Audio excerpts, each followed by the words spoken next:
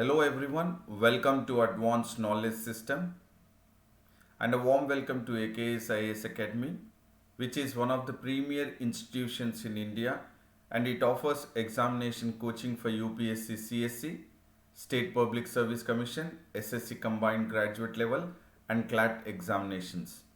And about me, I am Sandeep Bhushan Tumala, and my credentials are I have 10 years of teaching experience for civil services. I take up international relations and internal security and the analysis of the Hindu newspaper. And this session will be helpful for you because I would be emphasizing on the keywords and the key phrases wherein it will be useful for prelims as well as mains examinations. And you can also score higher marks in the mains 2020, and this session will also help you to crack prelims and mains of 2021 also. And this session is in regards to the daily news analysis, that is DNA of the Hindu newspaper, that is today's the Hindu newspaper analysis 2nd January 2021. And before we get into the DNA of the newspaper, we will look at the quote of the day. And the quote of the day says that a river cuts through a rock not because of its power but because of its persistence. So what is important is, more than power, persistence is important, continuation is important, staying there, making sure that you are for the success is very important, and that persistence is required even for you to acquire your goals. It could be short term or long term goals. And now we'll get into the news. And the news of the new Hindu newspaper says that there is an go ahead which has been given for COVID-19 vaccine, that is Covishield. And this go ahead has been by the expert panel, and the expert panel has given the approval, and this expert panel is the subject expert committee, which is part of the Drugs Controller General of India, has given the permission go ahead for the Pune based Serum Institute of India for its vaccine candidate, that is Covishield. And the subject expert committee has also given the recommendation to the Drug Controller General of India, which the Drug Controller General of India is the approving authority for the drugs and vaccines in India. And the vaccine candidate, that is Covishield, is to be practically available for use in India from the second week of January 2021, and it is as similar as the vaccine which has been administered or given emergency usage in United Kingdom. And the Covishield vaccine will be given in 2 doses, which would be in a span of 4 to 12 weeks apart. And the Covishield vaccine candidate is similar to the Oxford vaccine, and this Oxford vaccine is developed by the Oxford University Vaccine Group, and it is marketed by AstraZeneca, and which is approved by the UK health regulator, and it has been approved under emergency use condition. And the UK regulator has allowed the emergency use of Covishield after there was a spike in cases in UK, and the UK regulator has decided to ensure that maximum people get at least 1 dose of a vaccine because of the spike in cases in UK. And henceforth, Bharat Biotech has also been asked to furnish more data about the phase 3 clinical trials, about focusing on the efficacy of the candidate, that is Covaxin. So Covishield is certainly to be administered, and it is ready, which has been approved by the subject expert committee of the DCGI. And Prime Minister has unveiled a project for affordable houses. So this is a keyword which is useful for prelims as well as mains examinations. and our Prime Minister Narendra Modi has laid the foundation stone for 6 lighthouse projects in 6 cities, and this foundation of the project of lighthouse projects is part of the Global Housing Technology Challenge India initiative. So this is the key phrase. The initiative taken up by the government is the Global Housing Technology Challenge India initiative, and this is for creating housing for the poor and middle classes. This is a priority of the government as part of the Global Housing Technology Challenge India initiative. And the aim of the initiative is to build around 1,000 houses, each in Indore, that is in Madhya Pradesh, Rajkot in Gujarat, Chennai in Tamil Nadu, Ranchi in Jharkhand, Agartala in Tripura, and Lucknow in Uttar Pradesh. And this building of around 1,000 houses each in these 6 cities over a period of 12 months is the priority of constructing the houses for the poor and middle classes. And this, the keyword here focus to be made is affordable housing, which is one of the project by the government of India. And this project would be of modern construction practices. These modern construction practices is taken from France, Germany and Canada, and it is adopted for providing resilient and comfortable housing for the poor and middle classes. So the modern construction practices are taken into consideration for resilient and comfortable housing, and the cooperation which is in the entire project is in coordination with the center and the states, and the cooperation which is extended by the states is an example for strengthening the cooperative federalism. So the cooperative federalism or strengthening of the cooperative federalism is a key phrase which is crucial for preliminary and mains UPSC perspective. And our Prime Minister Narendra Modi has also said that there is another major initiative taken up by the government, and that is the Central Rental Housing Complex project. So apart from the Global Housing Technology Challenge Initiative, India initiative, which has come up with the lighthouse projects. So another project along with the lighthouse project is the Central Rental Housing Complex project, and this is for the migrant laborers. And this project, that is the Central Rental Housing Complex project, is being implemented in coordination with industrialists and other investors, so that the migrant laborers would also be taken into consideration when they are getting for work from one city to another city or one state to another state. So this is in regards to the Global Housing Technology Challenge India initiative, and this is for housing for the poor and middle classes. And the another news is in regards to the GST collection, and the GST collection for the month of December 2020 has touched an all-time high.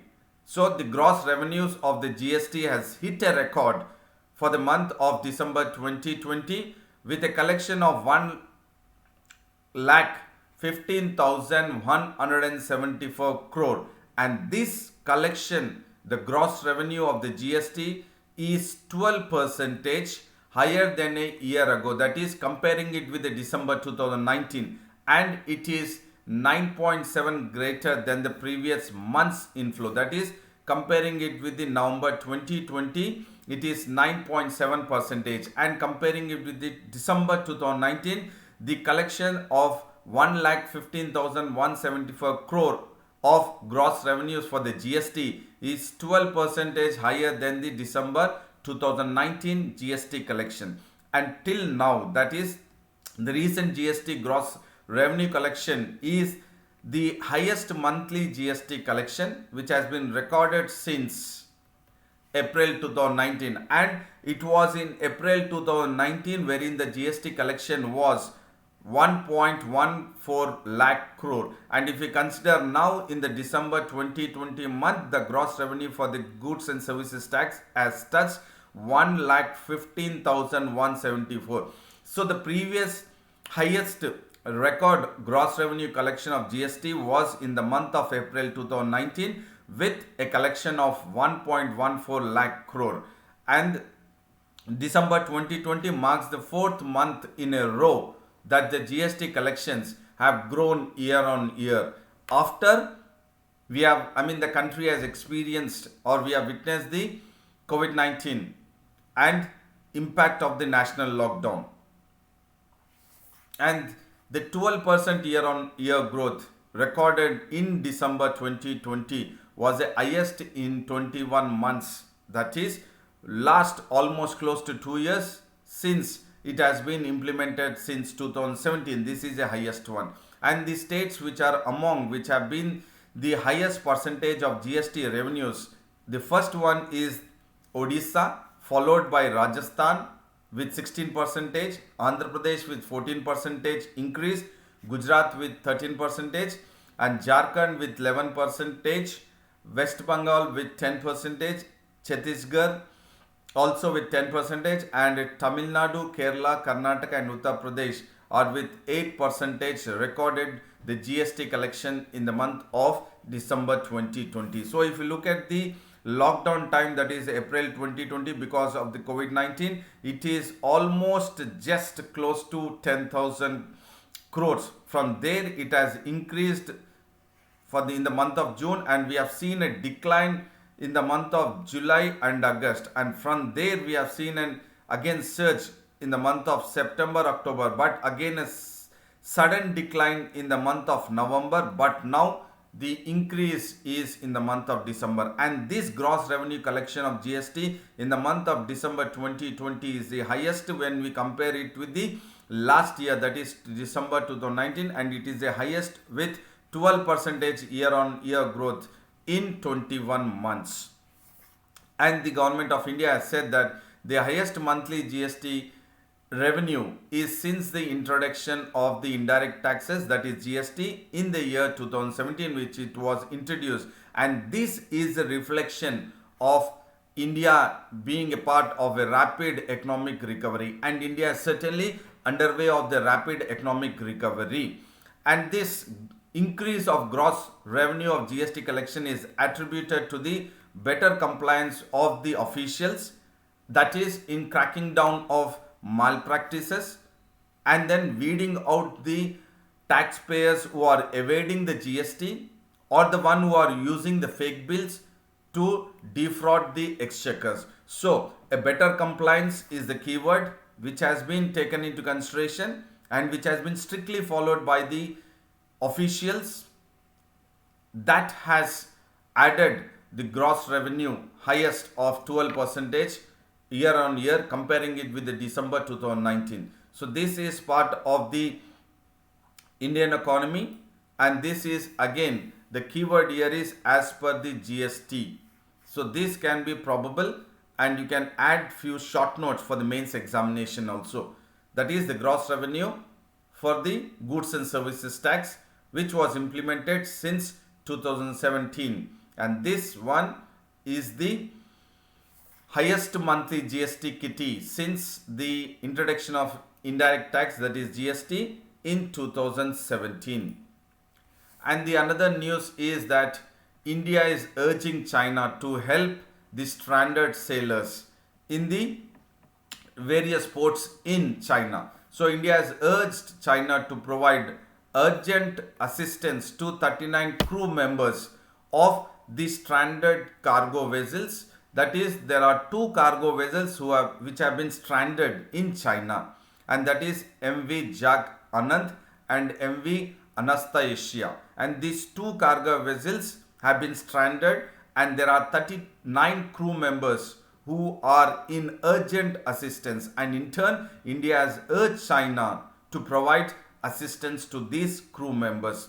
and both the ships, that is MV Jaganand and MV Anastasia, have been stuck for months near Jingtang and then Corfidian ports in China. And these are the two ports wherein the two cargo vessels have been struck, and then the 32 crew members are in need of urgent assistance, and that is being raised by India with China. And this India has taken up this urgency to China to provide urgent assistance because the National Human Rights Commission has took this case as a suo motu cognizance of the condition of the stranded sailors, and the NHRC has asked the External Affairs Ministry to ensure immediate relief for the 39 crew members who have been stranded in the cargo vessels in Jingtang and then Corfidian ports of China.